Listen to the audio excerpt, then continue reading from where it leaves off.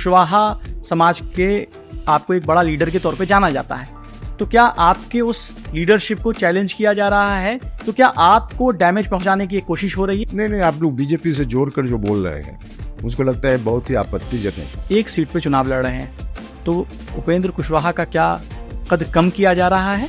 कई बार आदमी को कंप्रोमाइज व्यक्तिगत स्तर पे करना पड़ता है। उपेंद्र कुशवाहा की आइडियोलॉजी क्या है?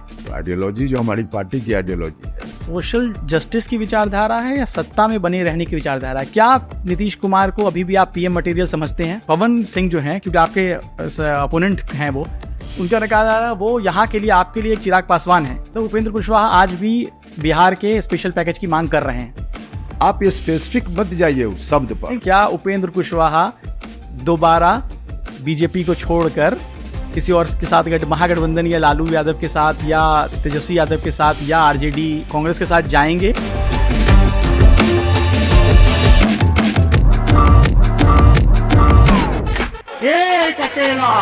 हिंदुस्तान को बदलने वाला चुनाव है।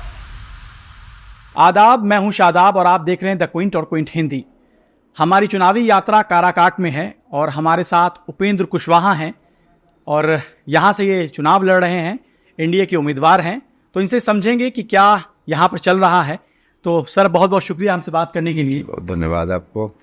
गर्मी बहुत है और कह रहे हैं हॉट सीट भी काराकाट है। इस हॉट सीट में हॉट प्रेशर कैसे ले रहे हैं? नहीं, हॉट है कि कोल्ड है या तो आप लोगों का दिया हुआ नाम है, वो अलग बात है, लेकिन हाँ, गर्मी जो मौसम की गर्मी है वो है ही, और धीरे धीरे मतदाताओं में चुनाव की गर्मी भी बढ़ने लगी है। गर्मी के लिए इसलिए भी हम चर्चा कर रहे हैं कि मौसम में ही सिर्फ गर्मी नहीं है, आपके राजनीति में भी बड़ी अजीब सी गर्मी आ गई है। आप यहाँ से एनडीए के उम्मीदवार हैं और एनडीए ने अपने कैंडिडेट को, जो बीजेपी ने आसनसोल से पवन सिंह को उतारा था और पवन सिंह ने वहाँ से चुनाव न लड़ने का फैसला किया और यहाँ काराकाट पहुँच गए। इसको आप किस तरह देख रहे हैं? नहीं, आप लोग बीजेपी से जोड़कर जो बोल रहे हैं मुझको लगता है बहुत ही आपत्तिजनक है। अब इंडिविजुअल, भारत का संविधान हर व्यक्ति को इजाज़त देता है कि जिसको भी चुनाव लड़ने की इच्छा हो चुनाव लड़ सकता है, और हर लोकसभा क्षेत्र में 1 दर्जन 1.5 दर्जन लोग उम्मीदवार होते ही हैं। अब कौन लोग कहाँ उम्मीदवार हुए, नामांकन होगा, उसके बाद का जो प्रोसेस है, उस प्रोसेस के बाद घोषणा होती है कि कितने लोग, कौन कौन लोग उम्मीदवार हुए। सर, इसको इसलिए जोड़ा जा रहा है क्योंकि ये बीजेपी ने पवन सिंह को टिकट दिया था आसनसोल से, उन्होंने मना कर दिया, तो इसका मतलब बीजेपी और पवन सिंह के बीच में कुछ तो रिश्ता रहा होगा, तभी तो किसी को टिकट तो बड़ा आसान नहीं है, आप तो बेहतर जानते हैं, टिकट मिलना बहुत मुश्किल काम है आज की डेट में। उनको मिल जा रहा है, फिर वो आपके खिलाफ लड़ रहे हैं, तो कहीं ना कहीं एक सवाल बार बार उठ रहा है, क्या बीजेपी ने आपके खिलाफ ही डमी कैंडिडेट उतार दिया है? नहीं, फिर हम कहेंगे कि बीजेपी को जोड़ करके इससे बोलना कहना ये ऑब्जेक्शनेबल है। मुझको नहीं लगता है कि इस तरह की बात अभी की जानी चाहिए, कुछ मतलब नहीं इसका। काराकाट से आप पहले भी सांसद रहे हैं और इस बार आप चुनाव लड़ रहे हैं, आपसे वोटर जो है वो क्या उम्मीद करे कि आप ऐसा कौन सा काम है जो करने वाले हैं इस चुनाव जीतने के जस्ट बाद? देखिए, एक तो जहाँ हम लोग बैठे हुए हैं बगल में डालमिया नगर है, यहाँ कभी इंडस्ट्रीज का हब हुआ करता था, कालांतर में सब समाप्त हो गया, ध्वस्त हो गया, अभी नहीं बरसों पहले।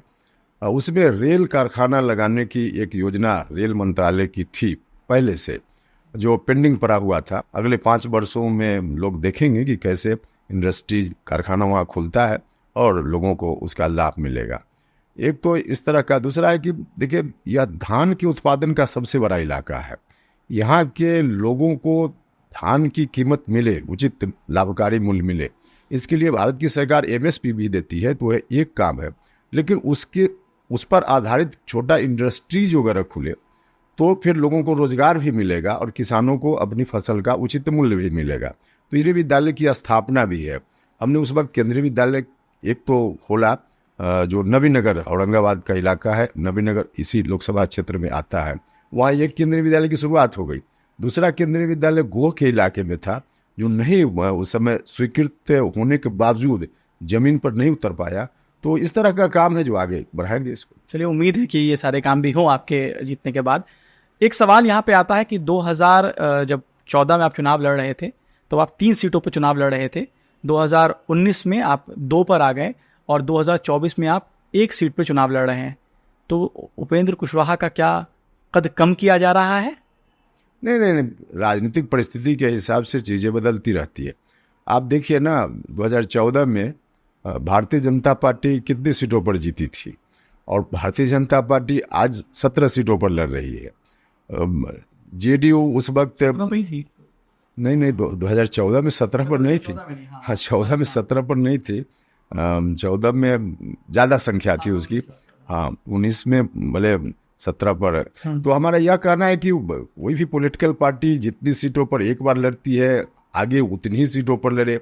कोई ज़रूरी नहीं है, कई बार कंप्रोमाइज राजनीतिक स्थिति को देखते हुए करना पड़ता है, इसलिए ये कोई खास बात नहीं। क्या, क्योंकि आपके लिए एक जब सवाल आपसे हमेशा जुड़ता है नीतीश कुमार को लेकर, आप उनके साथ सहयोगी रहे हैं, बहुत दिनों तक काम किया है और आप दोनों की हमेशा चर्चाएं चलती हैं। एक सवाल ये है कि क्या नीतीश कुमार उपेंद्र कुशवाहा के चुनाव प्रचार में आएंगे? 100%। इसमें क्या दिक्कत है? आएंगे 100%। उसमें कहीं से सवाल ही मैंने अजीब सा है। क्या नीतीश कुमार और उपेंद्र कुशवाहा के बीच की दूरियां कम हो गई? व्यक्तिगत रूप से नीतीश जी से मेरी दूरी कभी नहीं रही है। राजनीतिक कारणों से हम कभी अलग हुए, उनसे एक अलग विषय है, लेकिन व्यक्तिगत कभी हमारी दूरी नहीं रही है।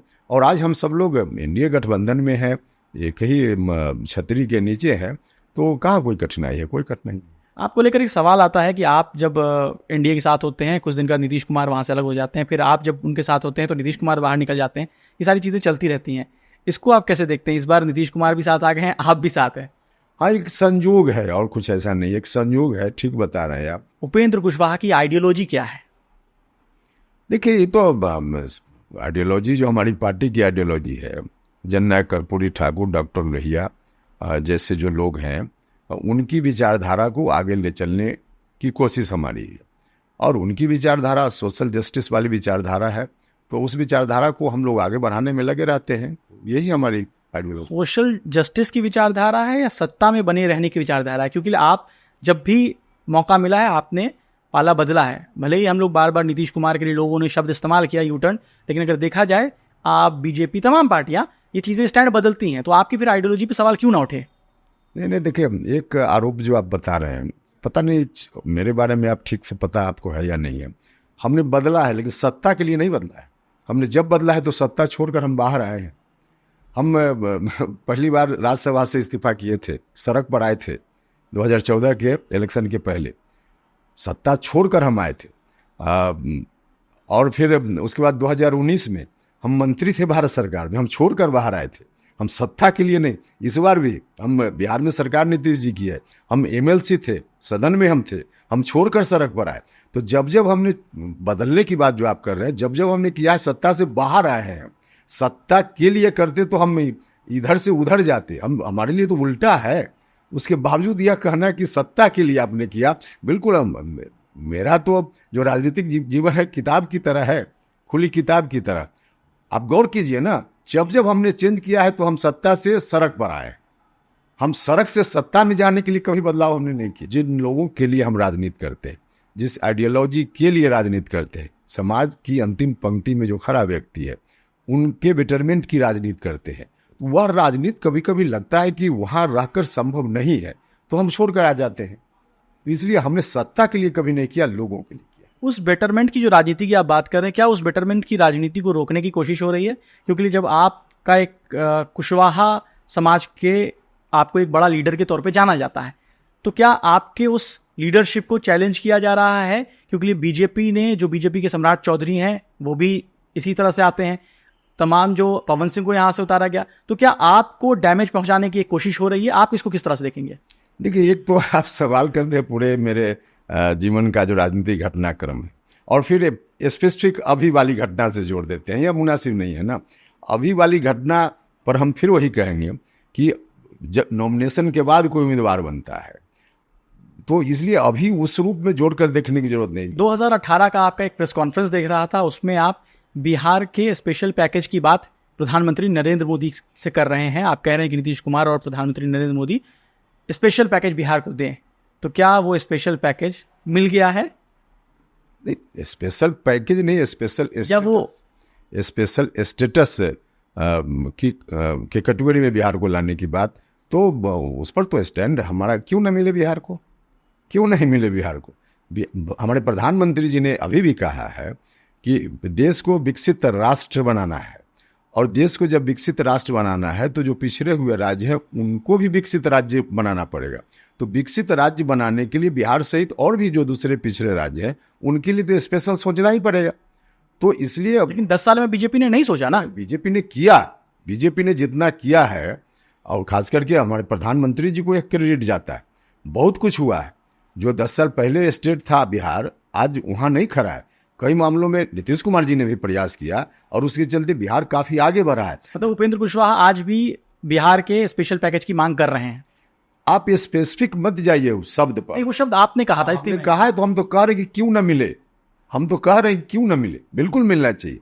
क्योंकि जब हिंदुस्तान को विकसित राष्ट्र बनाना चाहते हैं प्रधानमंत्री जी, उन्होंने खुद कहा है और उसी में उन्होंने कहा है कि बिहार को भी विकसित बनाना है। कॉमन सिंबल के लिए इलेक्शन कमीशन से जो हमको इजाज़त मिली है, गैस का सिलेंडर छाप है। जो गैस सिलेंडर हम लोग यूज करते हैं खाना बनाने में घर में, वही गैस सिलेंडर छाप। आयरनी है कि उपेंद्र कुशवाहा की पार्टी का जो सिंबल है वो गैस है, सिलेंडर है, और इस देश में सिलेंडर के दाम को लेकर लोगों में नाराज़गी है, लोग बार बार कहते हैं।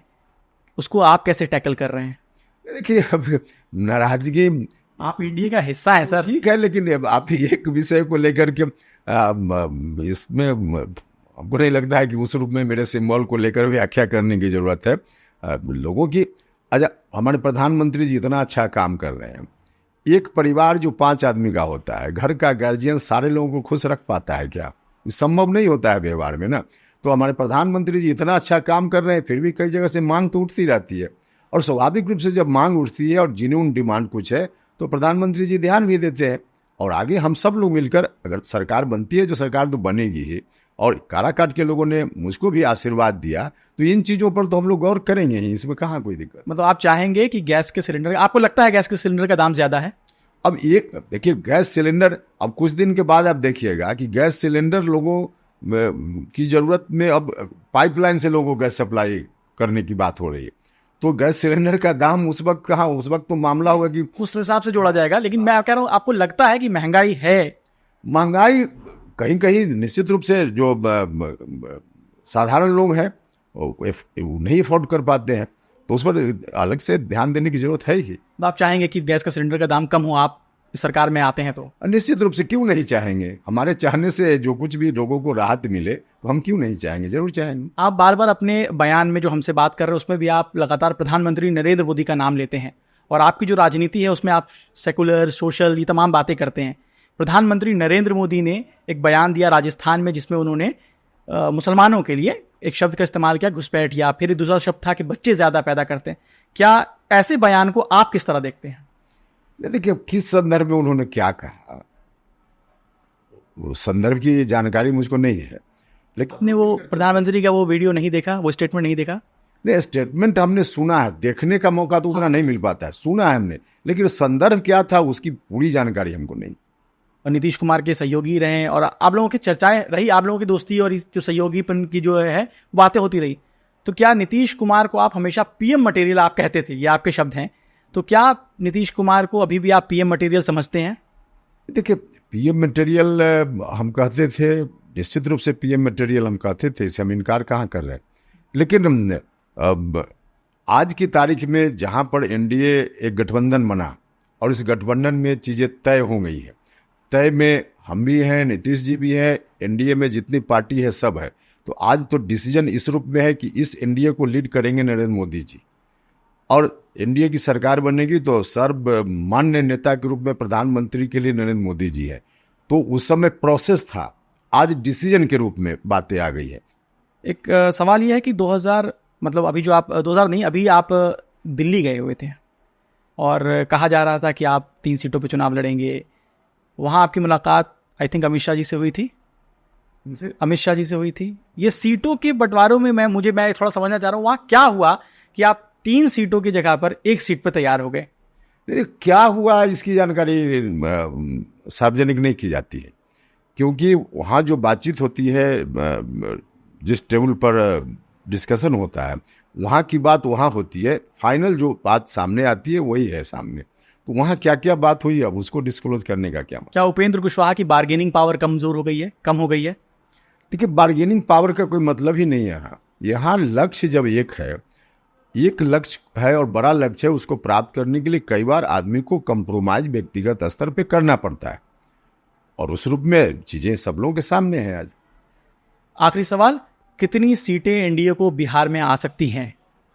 नहीं, बिहार में आ सकती है क्या, आएंगी 40 में 40। 40 में 40 40 में 40 हम लोग जीतेंगे, देख लीजिएगा 4 जून को, का। एकदम पक्का। एक सवाल आपके लिए लास्ट में, कुछ लोगों ने मुझसे पूछा था कि एक बार पूछ लेना कि क्या उपेंद्र कुशवाहा दोबारा बीजेपी को छोड़कर किसी और के साथ महागठबंधन या लालू यादव के साथ या तेजस्वी यादव के साथ या आरजेडी कांग्रेस के साथ जाएंगे?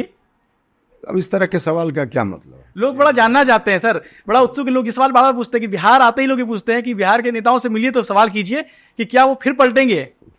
इस तरह की बात अभी करना कहीं से कोई इसका अर्थ ही नहीं है, सवाल ही पैदा नहीं होता। पूरी मजबूती के साथ एनडीए में है, क्योंकि प्रधानमंत्री जी जो काम कर रहे हैं पहले से, कोई मुकाबला उनका है क्या? कोई दूसरा विकल्प अभी देश के सामने कोई दूसरा विकल्प तो नहीं है।